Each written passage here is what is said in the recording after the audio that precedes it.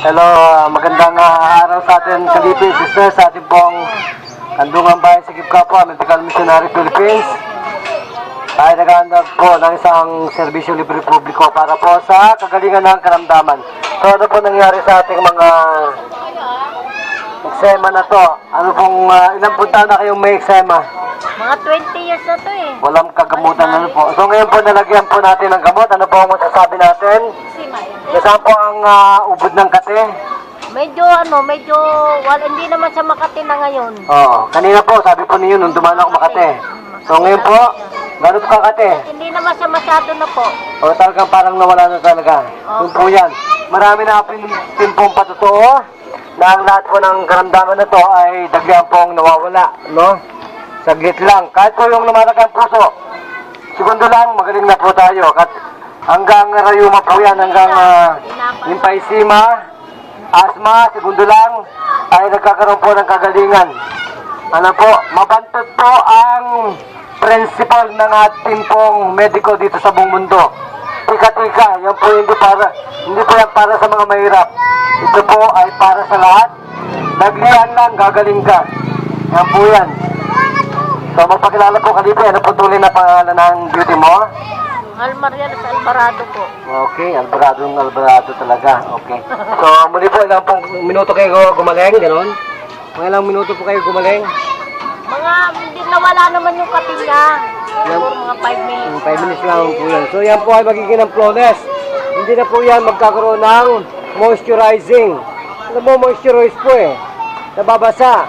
Kaya po gano'n. So kailangan po yung magaling na gamot. Tama ba? Kung po yung tika-tika, no therapeutically, mga ugag yun, no? Mga hunghang. Ayan o, mga Balbar, karumal-dumal daw yun sa harapan ng Diyos, sabi ni Pacquiao. Ha? Kaya kayo, huwag kayo maging karumal-dumal sa harapan ng Diyos. Alam, magaling kagad yan. Eh, yung hari ng Kamao ang nagsabi. Ako po, hari po ako ng hindi sumasablay, gagaling ka sa amin. Yan po yan. So, magpasalamat na po sa Diyos. Sige po. Salamat po ako sa Diyos at si Dr. Assassin po yan. Nagsasapan niya para gumaling ako. Ito pa rin po ang isang nagpapatrol, nagbabalita po sa atin lahat. At sabi po, huwag kayong mawalan ng pag-asa sa Diyos. Ano po? Opo. Ilan na pong libo ang gastos ninyo sa mga doktor ninyo? Hindi naman po ako nagpapagbibira lang po pag may mga libre din. Yan. So, gano'n po kayo natulungan ni Chairman Banjo Pilar? Hindi pa po. Yan po yan, tulong na sa inyo yan ni salamat po Bossing. kay Sir Banjo Pilar. Nagparating siya rito ng mga manggagamot sa lahat ng sakit. Kidlat po yan sa serbisyo, hindi po yan kayang tawanan ng ibang mga ugag na kapitan. Walang utak. Pati pamilya nila patay sa atake sa pulso kasi sila walang utak. Kahit po marinig ito ng buong media namin at lahat pa ng kapisanan ng mga broadcaster ng mga media. Yan po talamak na ang kabaliwan ng mediko sa buong mundo. Diabetes, putulang ka eh.